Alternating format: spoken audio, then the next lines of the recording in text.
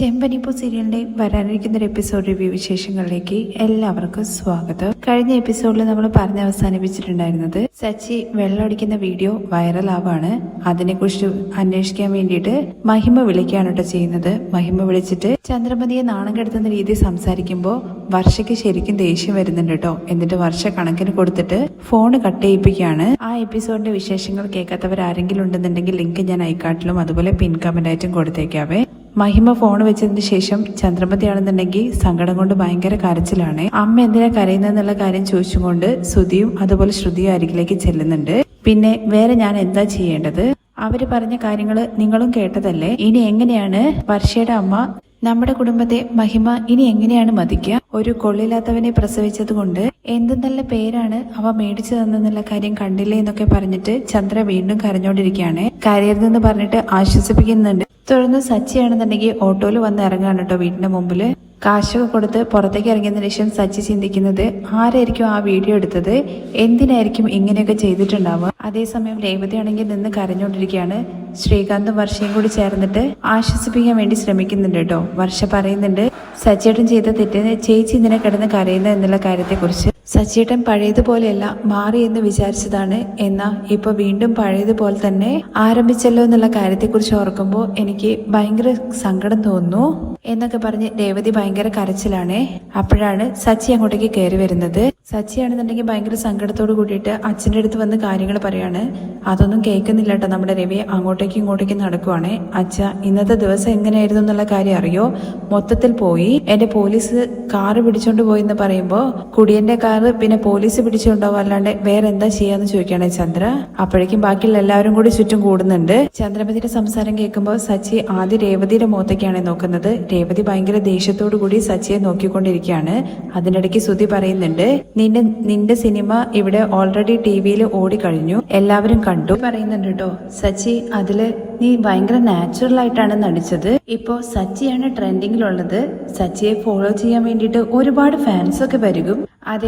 അതെ കുടിയന്മാരുടെ കൂട്ടം എന്നുള്ള പേരും കൂടി വെക്കാന്ന് ശ്രുതിയെ സപ്പോർട്ട് ചെയ്തിട്ട് സുധിയും പറയാണേ. ഞാൻ ഭയങ്കര ദേഷ്യത്തിലുള്ളത് മര്യാദയ്ക്ക് മിണ്ടാതിരുന്നോ എന്നുള്ള കാര്യം സച്ചി പറയുന്നുണ്ട് കേട്ടോ. തുടർന്ന് അച്ഛാ ഇന്ന് എന്താ നടന്നെന്നുള്ള കാര്യം അറിയോന്ന് ചോദിക്കുമ്പോ അത് നാട്ടിലെല്ലാവരും കണ്ടില്ലേന്ന് ചോദിക്കാണ് ദേഷ്യത്തോട് കൂടിയിട്ട്. രവി ഭയങ്കര അഭിമാനം തോന്നുന്നുണ്ടെന്നൊക്കെ പറയാൻ കേട്ടോ ദേഷ്യത്തോട് കൂടി രവി. എന്റെ സച്ചി നേർമയുള്ളവനാണെന്നും മര്യാദ ഉള്ളവനാണ്, മറ്റുള്ളവർക്ക് ഉപദ്രവം ചെയ്യുന്ന രീതിയിൽ ഒന്നും ചെയ്യില്ല എന്നുള്ള കാര്യം ഞാൻ എപ്പോഴും പറയുമായിരുന്നു. ആ എന്റെ മുഖത്ത് തന്നെ നീ കരിവാരി തേച്ചില്ലേ. ഇത് കേൾക്കുമ്പോൾ സച്ചിക്ക് ഭയങ്കര സങ്കടാവുന്നുണ്ട് കേട്ടോ. ആരും മനസ്സിലാക്കിയില്ലെങ്കിലും സ്വന്തം അച്ഛൻ മനസ്സിലാക്കും എന്നുള്ള രീതിയിലാണല്ലോ സച്ചി വന്ന് കാര്യങ്ങൾ പറയാൻ വേണ്ടി പോകുന്നത്. അച്ഛ ഞാൻ അങ്ങനെയൊന്നും ചെയ്തിട്ടില്ല എന്ന് ഭയങ്കര സങ്കടത്തോട് കൂടിയിട്ട് പറയാൻ കേട്ടോ. നീ എന്നെ അങ്ങനെ വിളിക്കരുത് എന്ന് മുഖത്തടിച്ച പോലെ പറയാൻ കേട്ടോ സച്ചിയുടെ അടുത്ത് രവി. വീണ്ടും അച്ഛ എന്ന് പറഞ്ഞ് സച്ചി വിളിക്കുമ്പോ കുടി വിട്ട് കളയാൻ വേണ്ടിട്ട് നിന്റെ അടുത്ത് 1000 തവണ പറഞ്ഞു, പക്ഷേ നീ കേട്ടില്ല. ജോലി ചെയ്യുമ്പോഴും നീ കുടിക്കാൻ ആരംഭിച്ചല്ലേ, അത്രയ്ക്കും നിനക്ക് പ്രധാനമാണല്ലേ കുടി. വീട്ടിലെ കുടുംബക്കാരെല്ലാവരും വിളിച്ചു ചോദിക്കുന്നു എന്താ മറുപടി പറയേണ്ടെന്ന് അറിയാത്ത അവസ്ഥയിലാണ് ഞങ്ങള്. എല്ലാവരും തല കുനിഞ്ഞ് നിൽക്കുകയാണെന്നൊക്കെ പറയുമ്പോ സച്ചി വീണ്ടും പറയുന്നുണ്ട് അച്ഛ ഞാൻ ഒരു തെറ്റും ചെയ്തിട്ടില്ല എന്ന്. തുടർന്ന് സ്തുതി പറയുന്നുണ്ട് അത് നിന്റെ പടം എല്ലാവരും നാട്ടുകാരൊക്കെ കണ്ടല്ലോ, ഇനി നീ എന്തിനാ അഭിനയിക്കുന്നത്? എടാ ഞാനൊന്നും ചെയ്തില്ല എന്ന് പറഞ്ഞില്ലേടെന്നുള്ള കാര്യം പറഞ്ഞിട്ട് സ്തുതിക്ക് നേരെ ചെല്ലുവാണ് കേട്ടോ സച്ചി. അപ്പോഴേക്കും രവി അങ്ങ് പിടിച്ചിട്ട് കൈ ഓങ്ങാണ് കേട്ടോ സച്ചിക്ക് നേരെ. അടിക്കുന്നില്ല, കുടിച്ചതും പോരാഞ്ഞിട്ട് അവർ റൗഡിതരം ചെയ്യാണോ എന്നുള്ള കാര്യം ചോദിച്ചുകൊണ്ട് അടിക്കാൻ വേണ്ടി കൈ ഓങ്ങിയതിന് ശേഷമാണ് കേട്ടോ നമ്മുടെ രവി രേവതിയുടെ മുഖത്തേക്ക് നോക്കുന്നത്. എന്നിട്ട് ഓങ്ങിയ കൈ താഴ്ത്തുകയാണ് കേട്ടോ.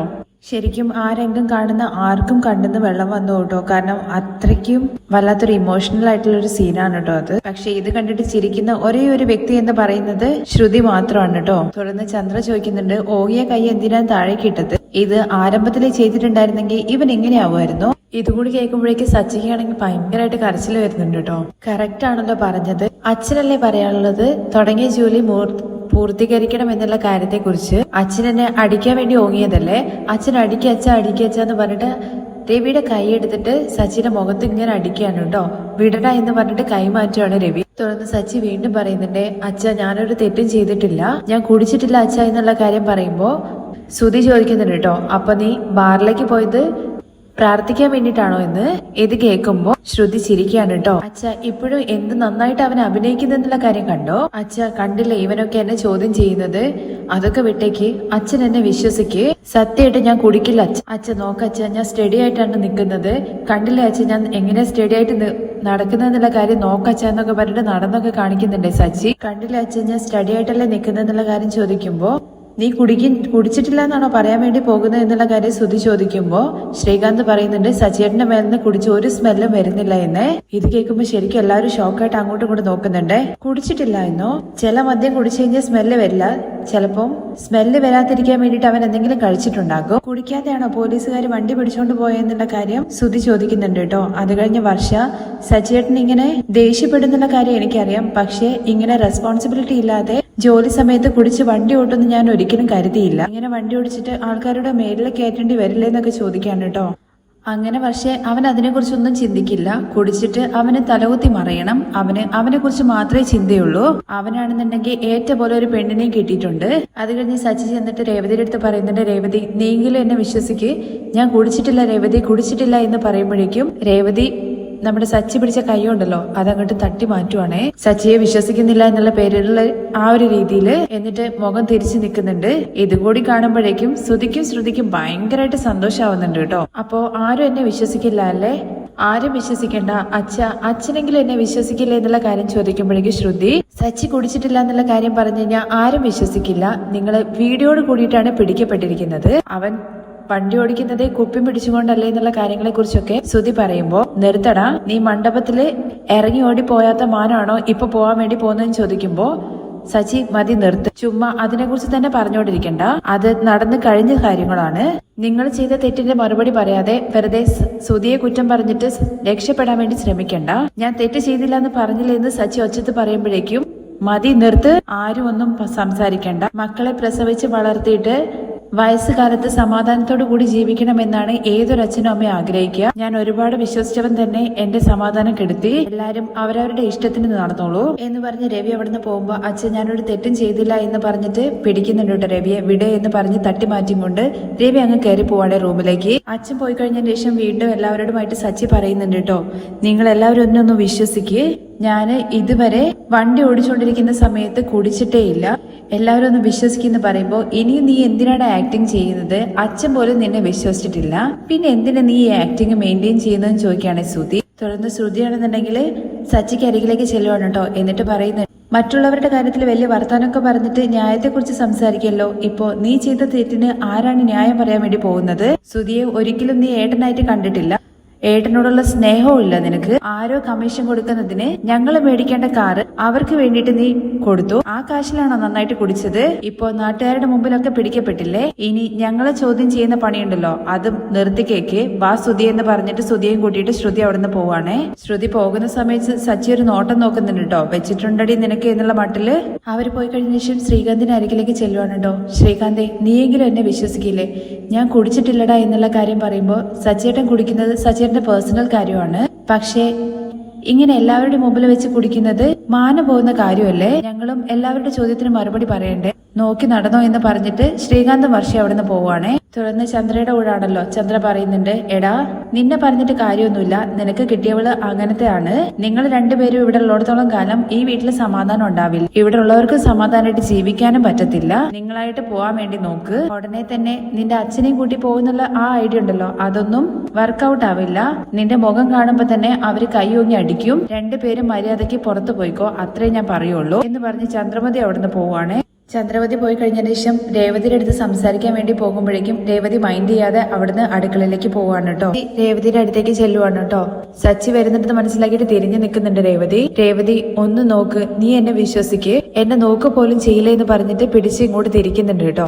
അച്ഛൻ എന്നെ വിശ്വസിക്കാത്തതിൽ തന്നെ ഞാൻ ചങ്ക് തകർന്ന് നിൽക്കുവാണ്. നീയും എന്നെ വിശ്വസിക്കില്ല എന്നുള്ള കാര്യം ചോദിക്കുമ്പോൾ ഞാൻ എന്താ വിശ്വസിക്കേണ്ടത്? നിങ്ങൾ കുടിച്ചത് കണ്ടിട്ട് നിങ്ങൾക്ക് കുടിക്കാൻ അറിയില്ല എന്നുള്ള കാര്യം പറഞ്ഞിട്ടാണോ ഞാൻ വിശ്വസിക്കേണ്ടത്? ഞാൻ കുടിക്കും, പക്ഷെ ഒരിക്കലും ഞാനൊരു കുടിയനല്ല, രണ്ടിനും വലിയ വ്യത്യാസമൊന്നുമില്ല സച്ചിയേട്ടാ എന്ന് പറഞ്ഞ് രേവതി തിരിഞ്ഞു നിൽക്കുവാണ്. ഞാൻ കുടിച്ചു കഴിഞ്ഞാൽ നിനക്കറിയില്ലേ, ഞാൻ സത്യമായിട്ട് കുടിച്ചില്ലെന്ന് നിന്റെ അടുത്ത് പറഞ്ഞില്ലേ, കുടിക്കാതെ പിന്നെ നിങ്ങൾക്ക് അവിടെ എന്തായിരുന്നു പടി എന്നുള്ള കാര്യം ചോദിക്കുമ്പോ ഒരു ട്രിപ്പ് വന്നു രേവതി, കാറിലേക്ക് നിങ്ങൾക്ക് ട്രിപ്പ് വന്നു അല്ലേന്നുള്ള കാര്യം ചോദിക്കുകയാണ്. കാർ എങ്ങനെയാ, അതിനുള്ളിലേക്ക് ആരെങ്കിലും എടുത്തോണ്ട് പോയതാണോ, നിങ്ങൾക്ക് ഒന്നും അറിയില്ല, നിങ്ങൾ അറിയാണ്ട് നടന്നെന്നല്ലേ നിങ്ങൾ പറയാൻ വേണ്ടി പോകുന്നത്. നിങ്ങളെ പറഞ്ഞിട്ട് കാര്യമില്ല, നിങ്ങൾ മാറുമെന്ന് വിചാരിച്ചില്ലേ, അത് എന്റെ തെറ്റാണ്. കല്യാണത്തിന് മുമ്പ് ഞാൻ നിങ്ങളെ കണ്ടോണ്ടിരുന്നതാണ്, നിങ്ങൾ ഒരുപാട് വിഷയത്തിൽ മാറിയിട്ടുണ്ട്, എന്നാ ഈ കുടി ഇതുവരെ മാറിയിട്ടില്ല. ഇപ്പൊ നിങ്ങൾ പകല് തന്നെ കുടിച്ചിട്ട് പോയിട്ട് നല്ല പേര് മേടിച്ചില്ലേ, നിങ്ങളുടെ അമ്മയാണെങ്കിൽ ഇപ്പൊ എനിക്ക് നല്ലൊരു പേരും വെച്ചിട്ടുണ്ട്, കുടിയന്റെ ഭാര്യ എന്ന്. ഇത് കേട്ടുകഴിഞ്ഞാൽ നിങ്ങൾക്ക് അല്ലെങ്കിൽ എന്ത് തോന്നാനാണ്, നിങ്ങൾക്ക് തോന്നിയാൽ നിങ്ങൾ കുടിക്കും, നിങ്ങളെ ആരും ചോദ്യം ചെയ്യാൻ വേണ്ടി പാടില്ല, നിങ്ങളെ ആരും ചോദ്യം ചെയ്യാനും പോകുന്നില്ല. എന്റെ വീട്ടിലും ഈ വീട്ടിലും ഒക്കെ അപമാനപ്പെടാൻ വേണ്ടി പോകുന്നത് ഞാനൊരാളല്ലേ,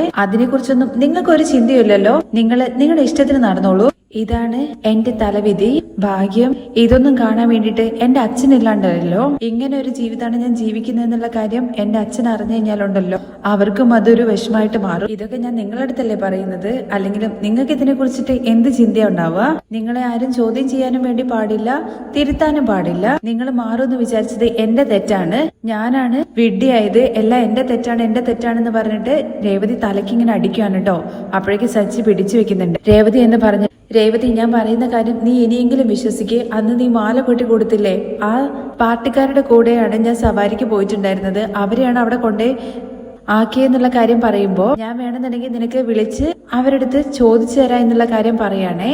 അപ്പോഴേക്ക് സച്ചിയുടെ കൈ പിടിച്ചിട്ട്, നിങ്ങളെ കൂടെ കുടിച്ച ആൾക്കാര് എപ്പോഴെങ്കിലും നിങ്ങളെ ഒറ്റ കൊടുക്കുവോ, അവര് നിങ്ങളെ രക്ഷിക്കാനല്ലേ നോക്കുള്ളൂ, ഒരു കള്ളം പോരെ, ഇനി നിങ്ങൾ എത്ര കള്ളം പറയും, ഇത്രയും നാള് ഞാൻ നിന്റെ കൂടെ ജീവിച്ചില്ലേ, എന്നിട്ട് എപ്പോഴെങ്കിലും കള്ളം പറഞ്ഞിട്ടുണ്ടോ, എന്റെ അനിയന്റെ കൈ തല്ലി ഒടിച്ചപ്പോ നിങ്ങൾ അത് മറിച്ച് കള്ളം പറഞ്ഞില്ലേ, ഇതുവരെ അവിടെ എന്താ നടന്നെന്നുള്ള കാര്യം എന്റെ അടുത്ത് നിങ്ങൾ പറഞ്ഞിട്ടില്ല, അത് വേറെ വിഷയമാണ് രേവതി, പക്ഷെ ഇവിടെ ഞാൻ കള്ളം പറഞ്ഞിട്ടില്ല, മതി, നിങ്ങളെ വിശ്വസിച്ച് ഞാൻ കബളിപ്പിക്കപ്പെട്ടതൊക്കെ മതി, ആളെ വിട്ടേക്ക് എന്നുള്ള കാര്യം പറയും. അപ്പൊ നീ എന്നെ വിശ്വസിക്കില്ല, നീയും എന്നെ ഒരു കുടിയനായിട്ടാണല്ലേ കാണുന്നത്, എന്റെ അച്ഛൻ എന്നെ വിശ്വസിച്ചില്ല, നീയും എന്നെ വിശ്വസിക്കുന്നില്ല, നാട്ടിലെല്ലാവരും എന്നെ കുടിയെന്നല്ലേ പറഞ്ഞുകൊണ്ടിരിക്കുന്നത്, എനിക്ക് എന്ത് ശിക്ഷയാണ് കിട്ടേണ്ടത് എന്നുള്ള കാര്യം നെറ്റില് ചർച്ച ചെയ്തുകൊണ്ടിരിക്കുകയാണ്, അവരെന്തിനാ എന്നെ ശിക്ഷിക്കുന്നത്, അതിനുള്ള ശിക്ഷ നീയും അച്ഛനും കൂടി ചേർന്ന് എനിക്ക് തന്നില്ലേ, എന്നെ വിശ്വസിക്കില്ലല്ലോ, ആരും വിശ്വസിക്കണ്ട, ഞാനൊരു കുടിയനായിട്ട് തന്നെ നടന്നോളാം എന്ന് പറഞ്ഞ് ഗ്ലാസ് ഒക്കെ തട്ടിയിടുന്നുണ്ട് കേട്ടോ സച്ചി. കുടിയനല്ലേ, ഒരുപാട് സന്തോഷം എന്ന് പറഞ്ഞ് സച്ചി അവിടെ നിന്ന് ഇറങ്ങി പോവാണ്. ഇതെല്ലാം കഴിഞ്ഞതിന് ശേഷം രേവതി ഇങ്ങനെ പൊട്ടി കരഞ്ഞുകൊണ്ടിരിക്കുകയാണ് കേട്ടോ. മറ്റൊരു എപ്പിസോഡിന്റെ രംഗം അവസാനിക്കുന്നത്.